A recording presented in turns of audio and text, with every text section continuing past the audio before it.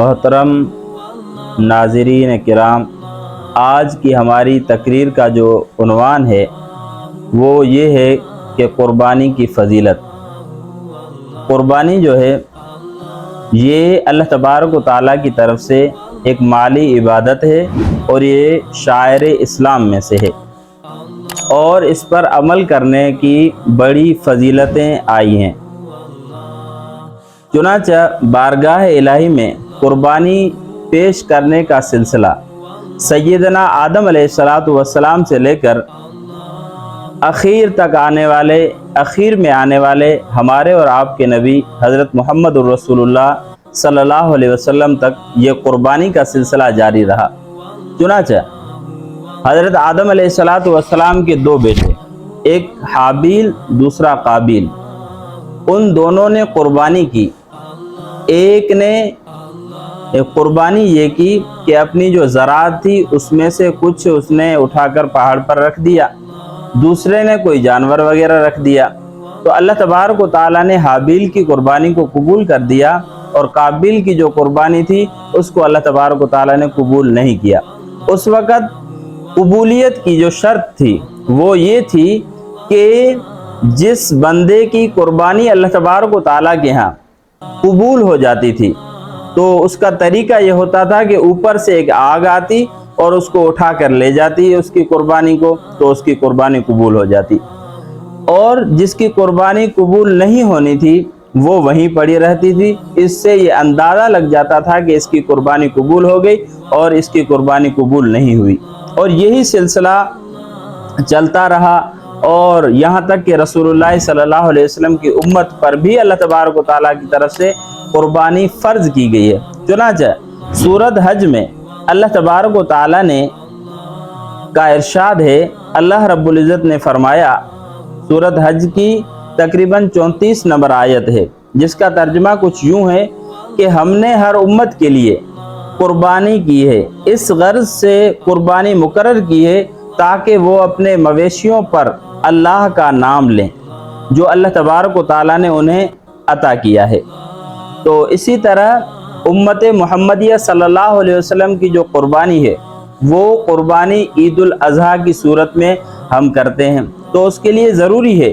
کہ قربانی کی اللہ تبارک و تعالیٰ نے جب فضیلت بیان فرمائی ہے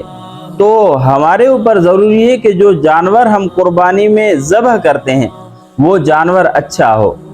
ایسے نہیں کہ ایسا جانور ہم ذبح کر دیں جو جانور ہم خود اس کو اگر بازار میں بیچنے کے لیے جائیں تو کوئی خریدے بھی نہ، ایسا جانور نہ ہو۔ جانور ایسا ہو جو اچھا ہو۔ وہ ایک حدیث میں آتا ہے نا، رسول اللہ صلی اللہ علیہ وسلم نے فرمایا کہ اللہ تبارک و تعالیٰ فرماتے ہیں کہ آپ اپنے مال میں سے وہ خرچ کرو جو آپ کو محبوب ہے۔ ایک صحابی اٹھ کر کھڑے ہوتے ہیں اور رسول اللہ صلی اللہ علیہ وسلم کو عرض کرتے ہیں، اے اللہ کے رسول صلی اللہ علیہ وسلم، میرا جو فلاں باغ ہے وہ مجھے سب سے زیادہ عزیز ہے، اے اللہ کے رسول وہ باغ میں اللہ کی راہ میں قربان کرتا ہوں۔ تو اللہ کے رسول صلی اللہ علیہ وسلم نے وہ باغ ان سے قبول فرمایا۔ تو ہمارے اوپر بھی یہ چیز ضروری ہے کہ ہم جس جانور کی قربانی کرتے ہیں وہ جانور اچھا جانور ہو، کیونکہ یہی وہ جانور ہے جو جب پل صراط سے ہم پار ہوں گے تو اللہ تبارک و تعالیٰ اسی جانور کی جو سواری ہے ہمیں نصیب فرمائیں گے۔ تو ایسا جانور ہو جو طاقتور ہو، ایسا جانور ہو جو دکھنے میں بھی بھلا ہو۔ اس لیے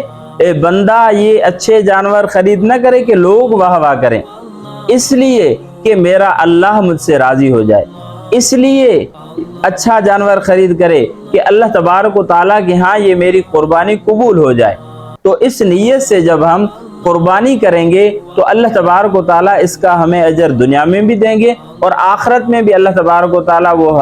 اس کا اجر دیں گے۔ حدیث شریف میں آتا ہے کہ اللہ تبارک و تعالیٰ جو جانور آپ اس کی راہ میں قربان کرتے ہیں تو اس جانور کے ہر جو چیز ہے اس کے بدلے میں اللہ تبارک و تعالیٰ تمہیں نیکیاں نصیب فرمائیں گے، یہاں تک کہ اس جانور کو آپ نے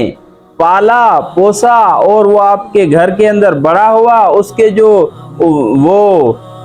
پاخانہ کرتا ہے، اللہ تبارک و تعالیٰ اس پاخانے کے بدلے میں بھی تمہیں اجر عظیم عطا فرمائیں گے۔ اسی طرح آپ اس کی دیکھ بھال کرتے ہیں، اس کے بدلے میں بھی اللہ تبارک و تعالیٰ تمہیں دنیا میں بھی اجر عظیم عطا فرمائیں گے اور آخرت میں بھی اجر عظیم عطا فرمائیں گے۔ اللہ تبارک و تعالیٰ سے دعا ہے کہ اللہ رب العزت ہم سب کو ان باتوں پر عمل کرنے کی توفیق نصیب فرمائے۔ وآخر دعوانا والحمدللہ رب العالمین۔